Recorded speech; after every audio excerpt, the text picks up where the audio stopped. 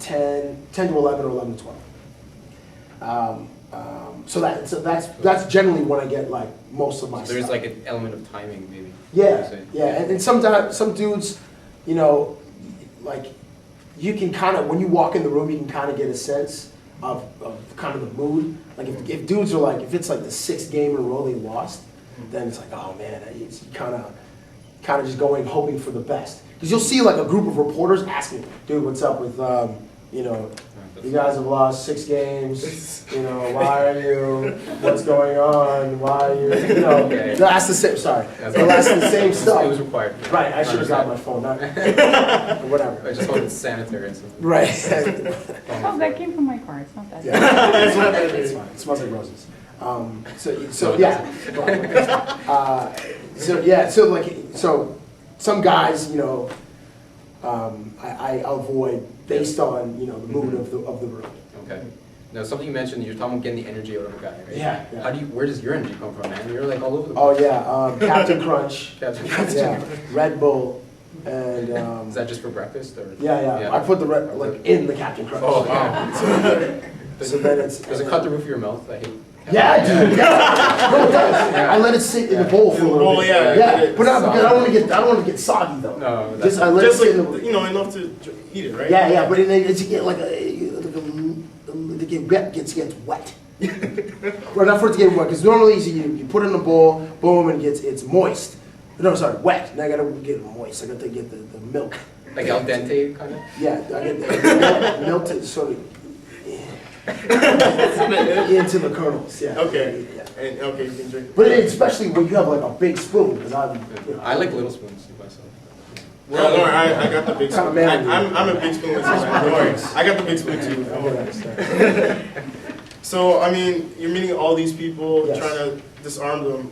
After all these interviews so far, who's your favorite interview? Favorite interview is Kobe Bryant. Kobe Bryant. Yeah, Kobe and which Bryant. one is that? Which one in particular? Yes. Which one in particular? The limo was pretty good. The limo, yeah, I It's like- enjoy the limo.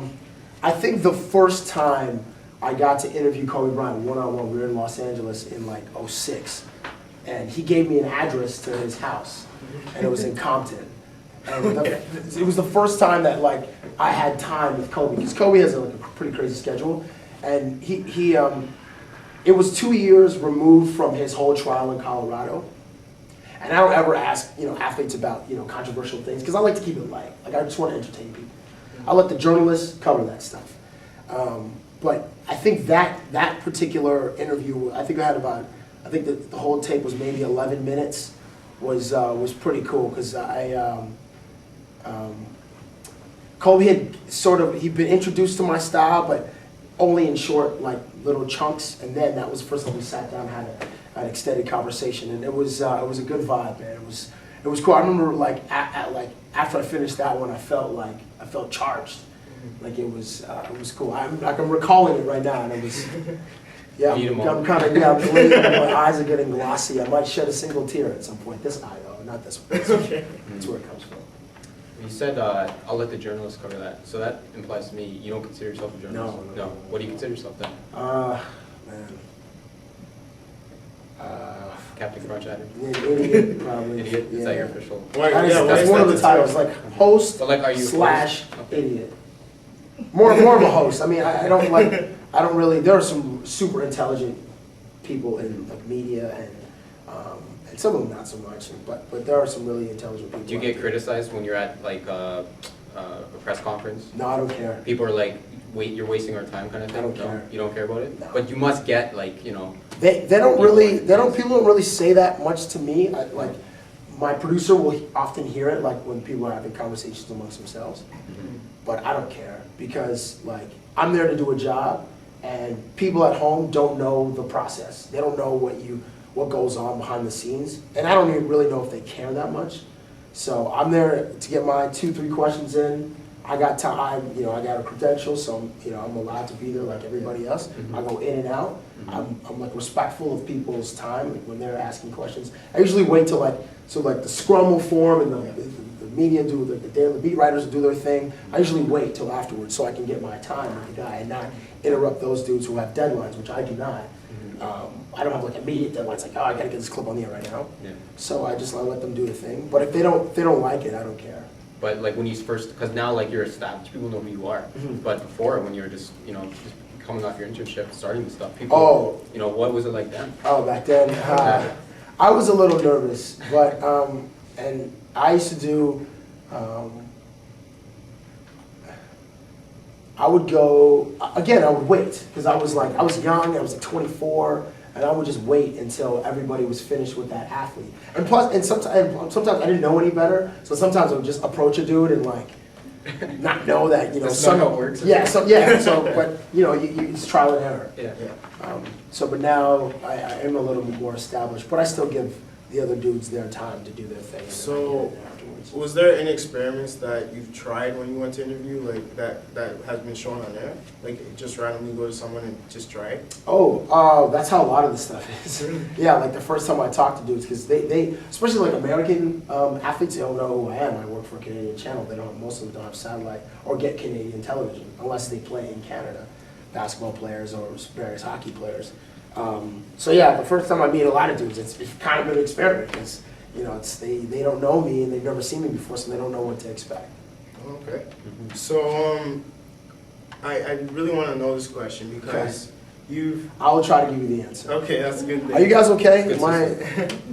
So I mean, you were I saying feel like I should tell you guys a story or something. Like in the middle, like I can tell a couple stories. Sorry, continue. It's all right. You said that everyone's noticed that you have established yourself on the score, but you did leave briefly, like I did mention. Yeah. Why did you leave? Oh, at the time, so I left, I worked at the score from 01, or I was doing on-camera stuff from 01 to 02. And then a guy I met was like, I'm doing a 30-minute basketball show and I want you to host it. I was like, cool. He goes, it's an NBA show. And as soon as he said it's an NBA show, I was like, that's cool because it's a league, it's a show for the league. And the NBA, I really like the league. So before I got the job, I had to send my tape to NBA New York to get approved, and the head office in New York.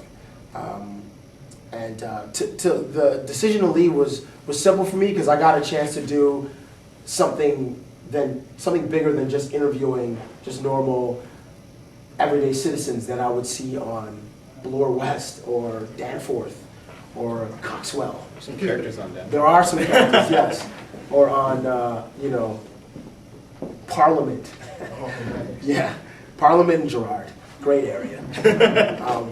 So that's why I left. I mean, I got more money, which was great, but I got a chance to be the host of a 30-minute show. Before it was just like 5-minute segments. So that's why I left. And it was an awesome experience going to Sportsnet. So then why did you return to the score? I got more money, and Sportsnet, the baseball show that I worked on got canceled, and then the basketball show that I was working on, Sportsnet's focus, which still remains, was really hockey-centric, and the basketball stuff was just getting was like a lower tier, and it hurt because I was the face of the show, myself and my co-host Nair. So it's hard not to take that personally. That like it just didn't have a priority. So then, and I left Sportsnet in February of 05. But in like September and October, my old boss was calling me. He's like, it's a great time for you to come back, blah, blah, blah. And then I got calls from other guys at work. So I felt like it always feels good to be wanted. And my boss was like, you can do what you want. And having that autonomy and that freedom is invaluable. Like I don't know, there might be a couple guys on like maybe ESPN that have complete creative control, but it's really rare, especially at bigger networks. And our network's kind of small, so they allow for people to have to take chances. So when they said that, I was like, nice. So like someone like Kenny Mayne, like you're saying, people at ESPN, it's like, is that Kenny Mayne's awesome. Is that an influence? Yeah, well, I'm not as funny as Kenny Mayne, but I remember watching the main event back in the day, and I met Kenny Mayne once at a football game. Really, really nice dude, and he just had the funniest stuff. Like, and he had athletes saying the funniest things, and I was like, oh yeah, he's definitely an influence. Kenny Mayne. He's probably a guy with creative freedom, I'd say Chris Berman's probably a dude. I bet James Duffy at TSN probably has a lot of freedom because he's like one of the